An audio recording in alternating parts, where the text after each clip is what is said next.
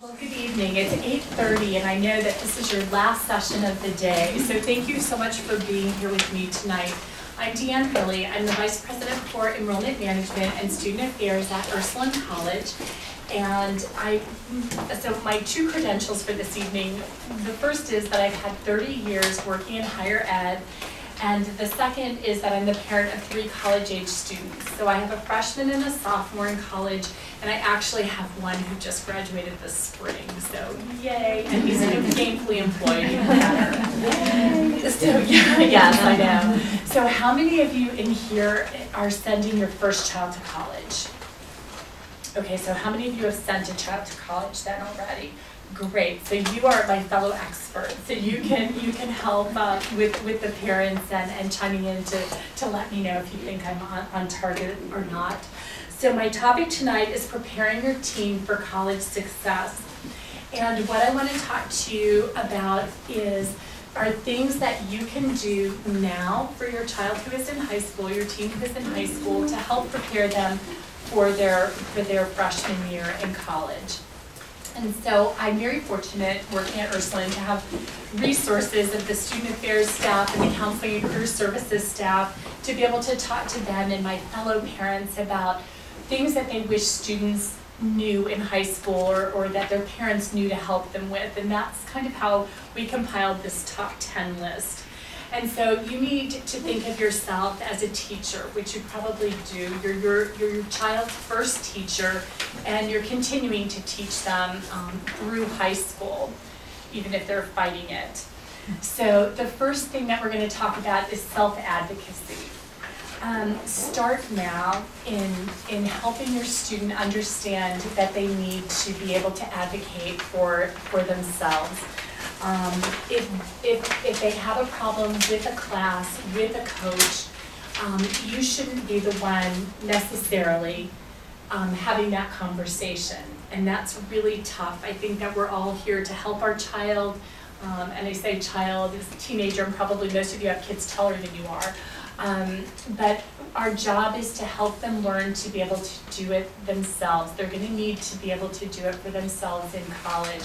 And sometimes that can be very scary, but you can start now by talking with your child if they're having a problem with a class, with a coach, specifically those, or even with a friend, but with a coach or in a class, saying, you know, you need to talk with this person, but I'm happy to go with you, and I will be there for moral support. I can help coach you through it, but you need to be able to have the conversation, because in college they're going to need to be the ones to have the conversation.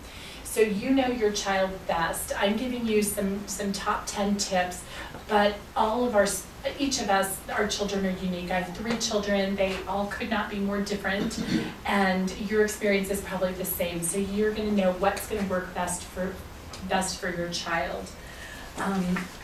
In college, it can be very scary if the first time that they're having to talk to somebody or advocate for themselves is at that time. It can be a little nerve-wracking, and especially with the power differential. And the federal government says when your child is 18 that they're an adult. And what that means for colleges and universities is that colleges and universities cannot share information back with you through FERPA, the Family Educational Rights and Privacy Act. So you can share information with the college, and please know that. If you have a concern about your child, you can call someone at the college and give them a heads up that they are not going to be able to share information back with you without your child's permission, okay? So the more you can do to allow your child or to help them understand that they need to be able to talk for themselves and to put themselves forward, and it might be an email if that's less scary than doing it in person. And once they get to college, you can also coach them that there are different offices that can assist them. And my office and the Dean of Students office is one of those. We will have students who are afraid to talk to faculty members, and we have staff members who can go with them and just be a support person for them. We understand that it's scary. We're not asking you to just throw them to the wolves. So the second is, don't rescue your students. And this is really hard. How many of you have firstborns going to college? This is your first one. Oh gosh, so about a third of you. So it's, with your first one, you want them to be successful, you want to help, you want to be able to do everything for them.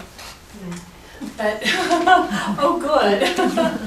See, I got better as I went along. So, yeah, I feel that sometimes my first one might give up too easily because I would rush into rescue. It's like I wanted to be able to help and I could help, and they need to be able to develop those problem solving things. And I think that the most important thing about that is that students need to learn how to fail in a safe environment and realize that they can recover from it. And that is probably the most important thing. Right now in higher education, the biggest piece that they're talking about for student success is grit, stick-to-itness, to be able to fail and recover and be okay and go on. And so you need to be able to help them do that. It's really hard for students. A lot of you're here as parents of freshmen and sophomores and juniors, so you're starting the college process early, and your child has probably done very well and will continue to do very well. And when they do and they don't fail, it just gets scarier as they progress because they just keep thinking like they can't imagine what would happen if they got that B or a C or God forbid, a D in a class. And to fail is in high school is better than, and learning how to recover is better to do it in high school than in college, and hopefully it won't be anything that they won't be able to recover from. You've probably heard the term helicopter parents. That's been in the news for a number of years for parents who hover and want to help. And the new term that they talk about is snowplow parents. And so these are the parents who are just pushing away every obstacle and clearing the path for their child. And you don't want to be one of those because you can't do it forever. You want to give your students some sustainable skills. You're not going to be able to go into the office once they have a job and, deal with the pesky person or their mean supervisor. They're going to have to be able to learn to do that themselves. So organizational skills. How many of you have organized teenagers? I am so envious. I swear it's hereditary from my husband. I tell him if I die to marry within a week, so I really can't complain. But one of the things that we see is students struggle with organizational skills. And especially from the high school to college is the biggest transition, because in high school, you're still helping them and guiding them. You're making sure they get to their band practice, their athletic practice, their dance practice. You're making sure they do their homework and they're working on those projects and papers. But nobody does that for your child in college. So they need to be able to do that on their own. And they need to have a system that works for them. As a parent, it may be easier to have someone else help your child with an organizational system. They don't tend to listen to us as parents very often, and or about those things, I shouldn't say very often. And with organizational systems, every child is different, and all of us probably are organized in our own way with very different systems, and your child needs to find a system that works for them, that they can keep their schedule, and they should, if they're not already doing it in high school, they should start to be doing that. And you have resources at your high schools that can help, whether it's from the guidance office, from the tutoring office, or from the success center, whatever you call it at your schools. They have people who will work with your teenager and find a system that works best for them. So please use those. So again, this kind of leads into time management. And I think this is the hardest one as a parent to kind of give your child control over. But you need to help your child work towards self-regulation, because right now at home, you're probably telling your child when they have to come in on the weekends or weeknights, what time they have to be home for dinner, what time they have to study, when the TV goes off, when the electronics go off. But in college, nobody does that. There's no bed checks in college. Sometimes parents are surprised to learn that. Well, what time do they have to be back in the dorm? Well, whatever time they choose to come back in. And so it can be for a student who has not been able to regulate themselves or keep a schedule, if you're the one saying, you've got to do this, you've got to do this, now you're doing this, and they haven't been able to develop that by themselves. When they come to college, sometimes they go a little crazy. Those of you know, they're up gaming all night, watching TV because they can. You know, they're staying up late, visiting because they can, and it's fun. And you know, let's be honest, college is a holistic experience, so absolutely they're there for academics, but the rest of it is just as important. Those relationships and friendships and the activities are the fun part of school, but they're also necessary for your students' development. But just remember that you won't be with your student in college, and so can you move them towards this? So starting my senior year, because I don't know, I don't think my boy, I have all boys, I don't think they were ready to regulate freshman, sophomore, junior year, but you know your children. But starting senior year, first semester, we said, here's the scoop. Everybody had, you know, iPads, laptops, computers, but they were in public places. They weren't allowed to have them in their rooms. They had to put them away at a certain time, and we gave them more privileges with them because I can't control it when they're in college. You know, I don't know what they're doing. And so senior year, we worked with scheduling. We said, you go, like we had rules for the weekend, what time they had to be in on weekend and weeknights.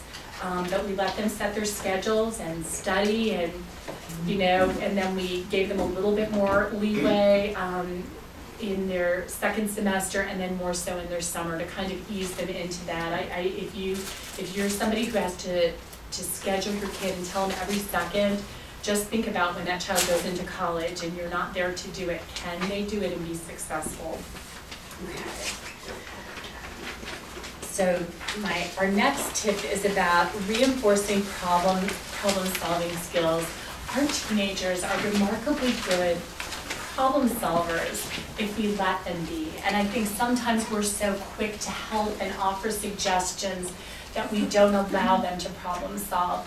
And so get them to think about things or ask questions, and I listed a couple of things on there. So when they make a mistake, and they're going to, at school, at home, you know, talk to them like after a cooling down period, like what would have been a better response, or how could you have better handled that? Like, or, you know, if they're having problems with a friend, to say like, what do you think you should do? How are you thinking about handling it? And then say, you know, do you want my advice, or do you want my suggestions? But again, let them think through about how they're going to handle it. That's only going to set them up for success both at college and in the future. Along with that is one of the things that I talk to parents about is making sure your child knows the proper chain of command, just for you and your parents, for you as parents and for the students. So your student will encounter problems in college. They might have a problem with the food service, or with their roommate, or with a teacher. And they shouldn't be calling the president, and you shouldn't be calling the president. For those of you who work, if somebody had a problem with you, you wouldn't want them calling your boss, like right off the bat. And so the website is a wonderful thing, and it has the resources for if they're having a problem in the residence halls. During orientation, you'll meet their resident assistant, you'll meet their hall director, their director of residence life. Start there for those. Same with food service. If you have a problem with food service, have them call and talk with the food service manager, but coach them on who they should talk with. So we're not, you know, we're not saying just let them go. I mean, you are their coach and their teacher, and you're going to continue to be able to do that from a distance. That the earlier that they learn this, the easier it gets, and that's what we want. So fiscal responsibility. How many of your students have a checking account or a credit card that they deal with? Okay, that's very good. You guys are like on this. Because in college, your student is going to need to be able to manage money on their own.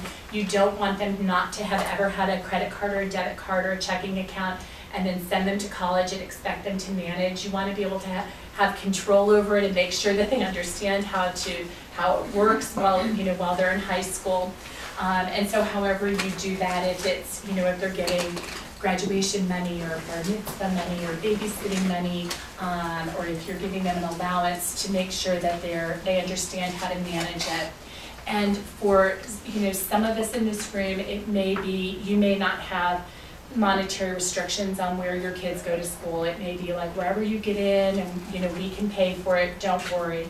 But if you do, and if that's an issue, you need to have those conversations with your children now. They will understand. I think the hardest thing is for parents to let their child go through search, and they want a school and they get in a school, and then you can't afford to send them now. So I think that if you need to be upfront. This is how much we have for your education.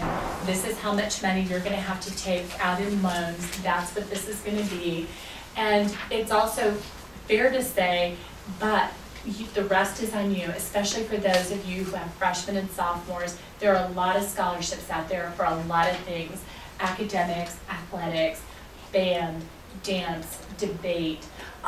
So the world is their oyster, and how much, how well they do or what they choose to do or how to pursue it, they can help themselves with that. So dealing with conflict.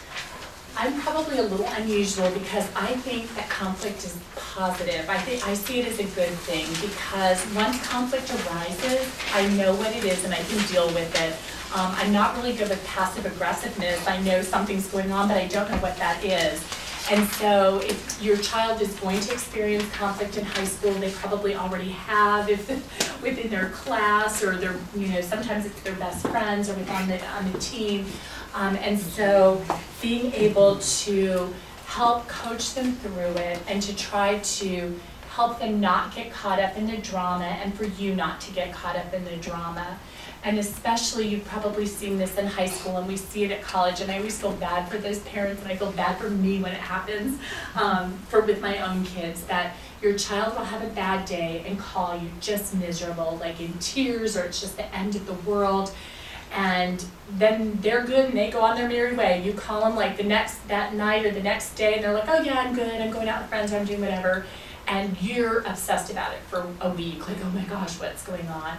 And so just to try to keep it in perspective, and to help your students see that they can work through conflict, and it's not to be avoided. I think that, and I work at a women's college, so I see this a lot, that it's easier. People want to be nice. They're afraid to be seen as not nice. They don't want to talk about, they don't want to hurt somebody's feelings. So they're gonna put it on Facebook or Twitter or talk to their friends about it rather than talk to the person who it's involved with, and just to try to get them to work those things out and to be mindful of that. So social media. Your child is probably on Instagram, Twitter, Tumblr, Snapchat, Vine, and Facebook is so yesterday.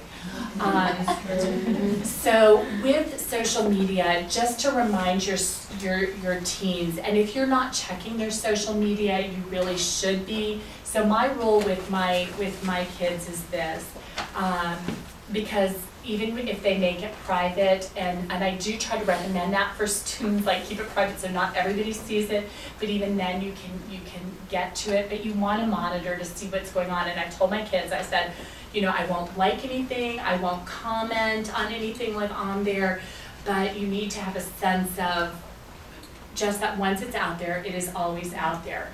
And colleges follow their Twitter and Instagram and whatever feed. Like when our name pops up, we're looking to see what it is, and hopefully it's good, like, yay, I got my admissions, or yay, I had a good visit. But sometimes it's not good. And colleges look at that, employers look at that more and more. And it's a big business when there's now businesses, and they just announced a new app this week that cleans up your social media, that does a cleansing thing on it. And so just to have them remember to watch language and watch pictures. If they don't want you to see it, if they wouldn't let their grandmother see it, they probably need to think about it.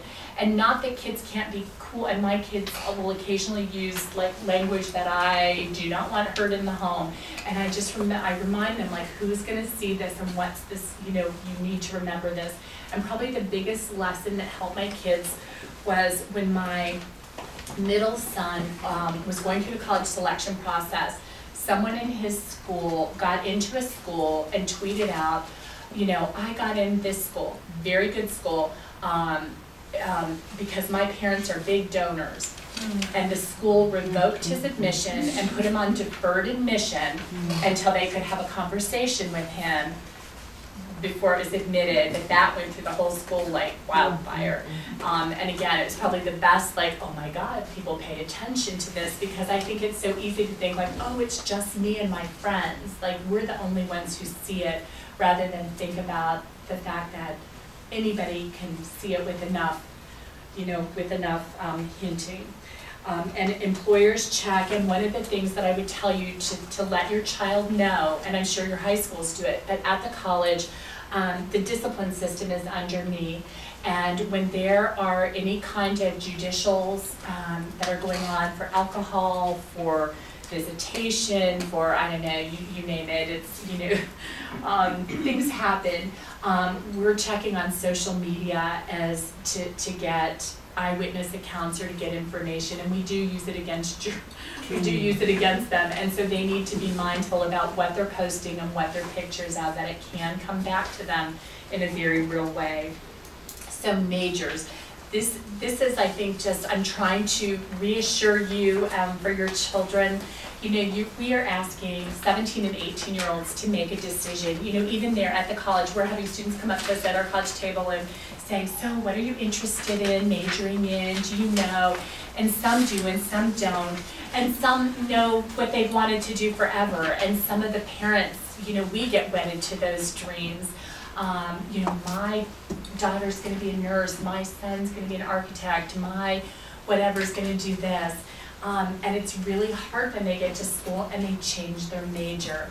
And the hardest thing a child has to do, I think, is, well, I guess they could get in trouble and have to make that phone call, but it's when they decide to change their major and have to tell you. They think you're going to be so disappointed and so upset. And our career services office talks to parents at orientation and makes them practice. And she's like, okay, so, you know, all of you, Ursuline has a very large nursing program, and nurses do very well coming out in the field. They start out making, what, Carolyn, $60,000. They have jobs, we have like 100% placement rate. And people get very excited that their daughter wants to be a nurse. And then she gets into, and we start them in clinicals early, and then they find out that they don't like icky sick people, or they're afraid of blood or needles, and they don't want to be a nurse anymore. And I think it's so hard because they thought that they did, and their parents are probably just is disappointed. And you need to be able to say, like, it's okay. You will find something that you will love. And that's why we send them to college, so that they're taking a lot of classes, and you know, we're assessing them in career services, and we're helping them find their passion and find something that they love. So they may start out as a nurse, but they may end up as an English major or a biology major. They will graduate with some degree, and they will be employable. I put in your notes, you'll see NACE. NACE is the National Association of Colleges and Employers. And every year they survey employers all across the United States, like thousands of them, saying what are the top skills that you're looking for as an employer. And in 40 years, those things have not changed. They've changed like in the order, the rankings sometimes, but they stay the same. And I listed some of them: problem solving, communication, collaboration. And that's what your child is going to go to school for. They're not necessarily going to be something. They're not going to be, you know, to be a nurse or to be something. They're going to gain the skills to get that first job and to get the next job and the next job.